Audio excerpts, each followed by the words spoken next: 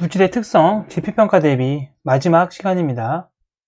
오늘 정리 키워드는 증류, 분별 깔때기, 재결정, 끓는 점 차이를 이용한 분리, 증류. 증류란 혼합물을 가열할 때 나오는 기체물질을 냉각하여 순수한 액체를 얻는 방법입니다. 냉각하여 순수한 액체를 얻는 방법이니까 기체를 액체로 냉각시킨다. 액화 과정이 필요한 방법입니다. 대표적인 예가 곡물을 발효시킨 술에서 순수한 증류수 얻는 방법입니다. 여기서 증류수는 순수한 소주예요. 전통 소주. 이 그림을 보면 간단하게 주전자입니다. 주전자. 주전자에다가 곡물을 발효시킨 술, 대표적으로 막걸리가 있어요. 막걸리를 끓입니다. 그럼 막걸리 속에 들어있던 알코올 성분이 기체가 돼서 날아가요. 날아가서 찬물이 담긴 그릇 아래쪽에 부딪히게 되면 액화가 일어납니다. 액화가 되면 에탄올, 알코올 방울이 구멍으로 해서 이 그릇에 모이게 되는 거예요. 그래서 곡물로부터 순수한 알코올, 에탄올입니다. 알코올을 얻는 방법. 이게 증류법이라고 해요. 증류. 소주꼬리에 곡물을 발효시켜 만든 술을 넣고 가열하면 끓는 점이 낮은 에탄올, 알코올이 먼저 끓어나와 찬물이 담긴 그릇에다가 액화하여 입구로 흘러나와서 전통 소주를 만드는 방법입니다. 끓는 점 차이를 이용한 분리 방법에서 가장 많은 예시로 제시되는 그림이기 때문에 이거는 시험에 출제되는 확률이 엄청 높아요.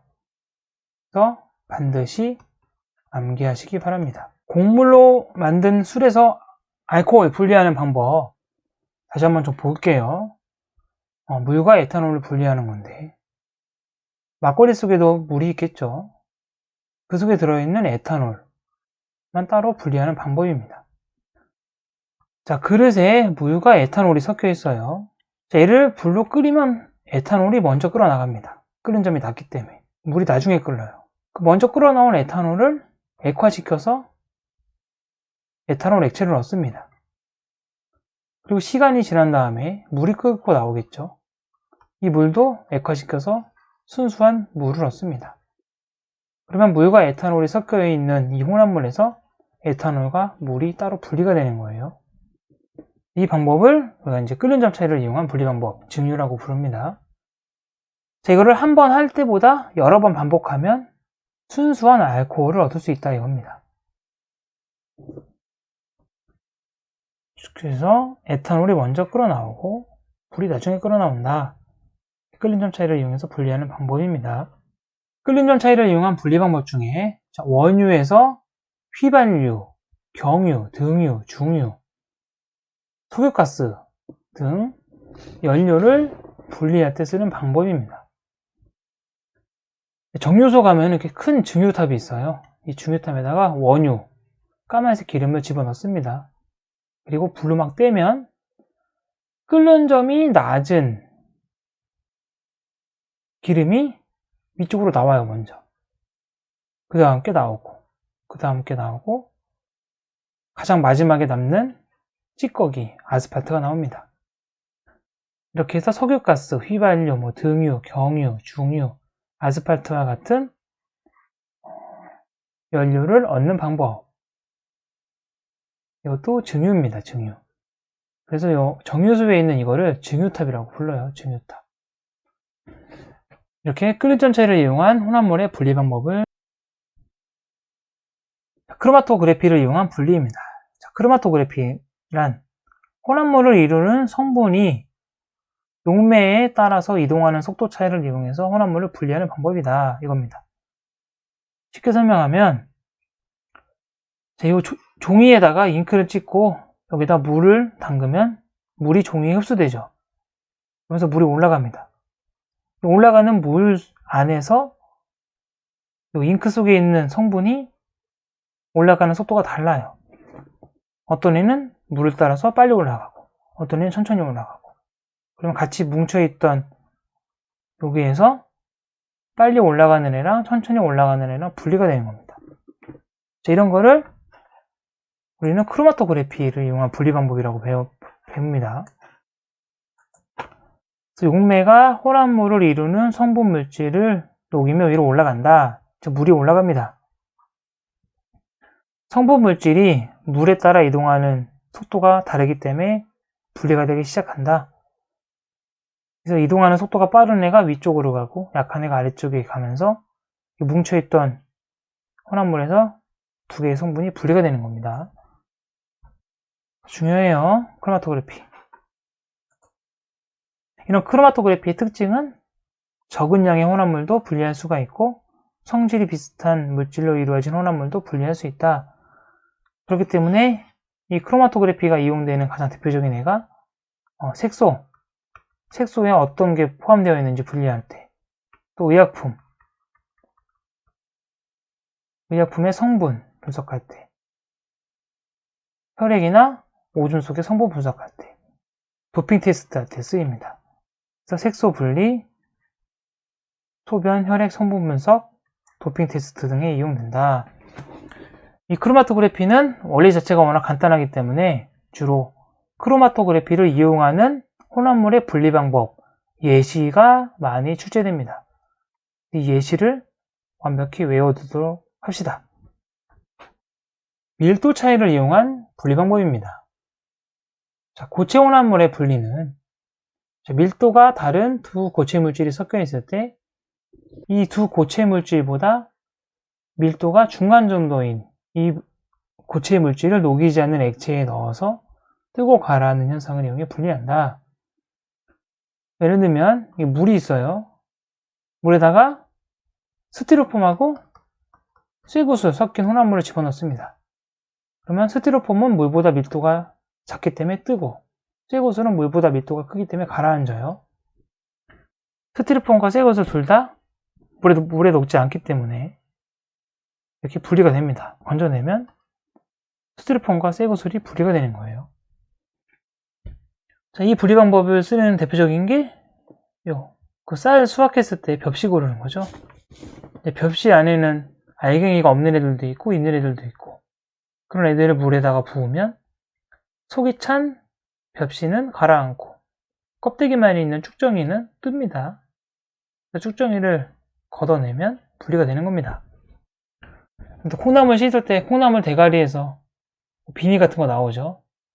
이것도 마찬가지로 이 밀도 차이를 이용해서 분리하는 겁니다. 그리고 신선한 달걀 고르기. 오래된 달걀은 이게 이제 부패가 일어나기 때문에 여기에 이제 가스가 차요.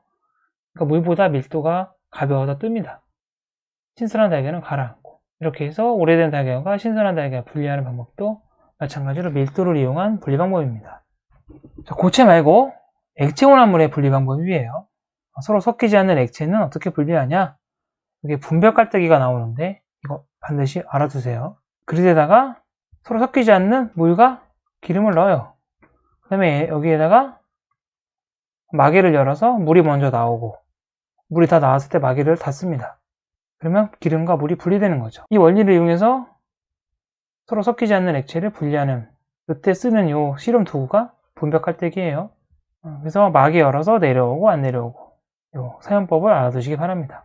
이때 분별 깔때기 사용할 때 여기 꼭대기에 뚜껑이 있는데 이 뚜껑을 닫으면 액체가 흘러나오지 않아요. 마개를 열어서 액체를 흘러나오게 하려면 뚜껑을 열어줘야 됩니다. 그리고 바다에 유출된 기름 제거할 때 바닷물 위에 기름 떠 있으니까 이 기름 흡수하는 종이 같은 거 던져가지고 걷어내죠. 재결정을 이용한 혼합물의 분리입니다. 그래서 재결정이란 불순물이 포함된 고체 물질을 높은 온도의 용매에 녹인 다음 냉각하여 결정을 얻는 방법. 여기서 결정을 얻는 것을 석출이라고 부르는데 이 석출이 되기 위해서는 용해도가 줄어들어야 됩니다. 용해도 곡선 그래프가 있을 때 포화 상태로 있는 이 용액을 온도를 낮추게 되면 불포화 상태로 바뀌죠. 그러면서 이만큼이 고체 물질로 석출이 됩니다. 또는 용매의 양을 줄이면 녹을 수 있는 양도 줄어들겠죠. 그럼 녹지 못하는 양이 고체로 석출됩니다. 그래서 온도를 낮추거나 또는 용매의 양을 줄이면 돼요.